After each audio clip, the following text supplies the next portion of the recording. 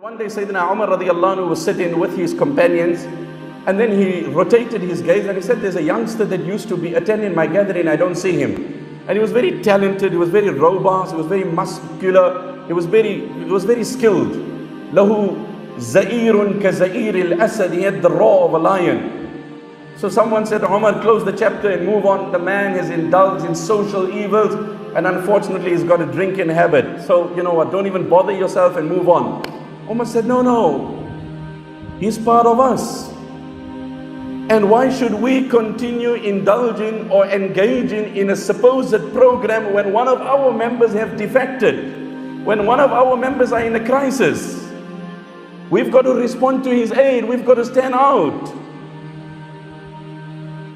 So Sayyidina Umar radiallahu anhu then gave it thought and he wrote a verse where Allah subhanahu wa ta'ala introduces himself by saying, لا يمسهم فيها نصب وما هم منها بمخرجين نبئ عبادي أني أنا الغفور الرحيم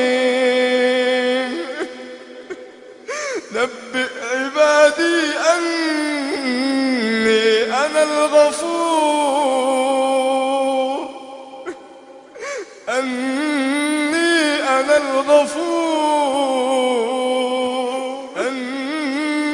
أنا الغفور الرحيم.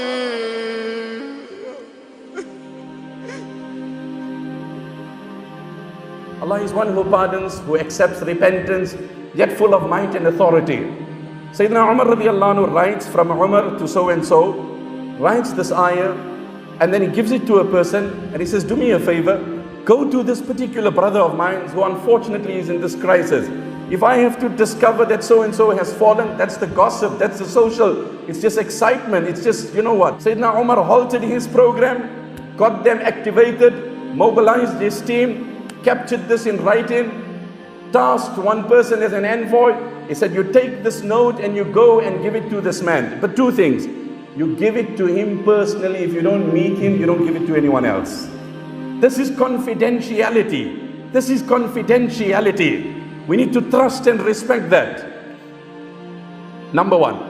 Number two, you give it to him when he's sober and he's in a state that he can read it. If you find that unfortunately he's not sober, he's not in his senses, then you wait till he recovers, and when he's in a good state, you drop him the note. The envoy takes this note, light as it is, laden with prayer and supplication, brimming with concern and worry. He then addresses his congregation and he said, Ud'u Allah li akhikum an yuqbila biqalbihi. Now I'm not going to have a program. We've changed our program. Every one of you now engage in passionate prayer that when this note drops in the lap of our brother, it must effect a positive change, and Allah must inspire his heart to embrace the bold step of change. So it's just not a lousy SMS, it's just not a simple text, it's just not sending an email, it's filled with meaning. فَلَمَّا بَلَغَ الرَّجُلَ كِتَابُ عُمَرَ, when the note of Umar falls in the lap of this man, جَعَلَ يَقْرَأُهُ وَيُرَدِّدُهُ وَيَبْكِي, he started reading it, reflecting, introspecting and tearing.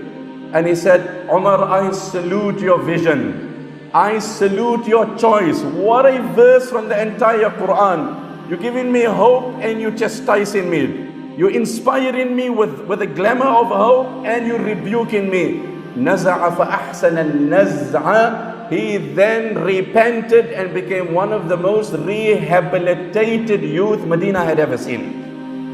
And then Sayyidina Umar said, my lesson for today is this: إِذَا رَأَيْتُمْ أَخًا لَكُمْ زَلَّ زَلَّةً فَسَدِّدُوهُ وَوَثِّقُوهُ وَلَا تَكُونُوا أَعْوَانًا لِلشَّيْطَانِ عَلَيْهِ. But when you see your brother fall, then stand up to rescue him, save him. Let him not fall on the ground, because his fall is the collapse of the entire ummah, and rescuing him is the rescue and the deliverance of the entire ummah.